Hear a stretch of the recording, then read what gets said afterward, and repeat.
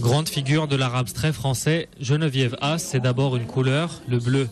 À l'instar du bleu d'Yves Klein ou du noir de Pierre Soulages, on parle du bleu Haas. Cette couleur est d'ailleurs omniprésente dans l'exposition que lui consacre le musée Fabre, comme un fil conducteur. Ça vient de mes origines aussi bretonnes, entre le ciel et la mer.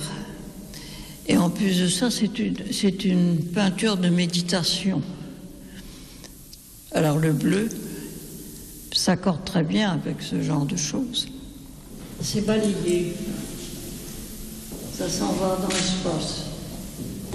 Des toiles qui invitent à la méditation et à la réflexion, des lignes et des tracés qui reviennent souvent, ils sont tantôt noirs, tantôt rouges. Mais cette toile, j'y tiens beaucoup, parce que d'abord, j'étais une grande admiratrice de Georges Braque.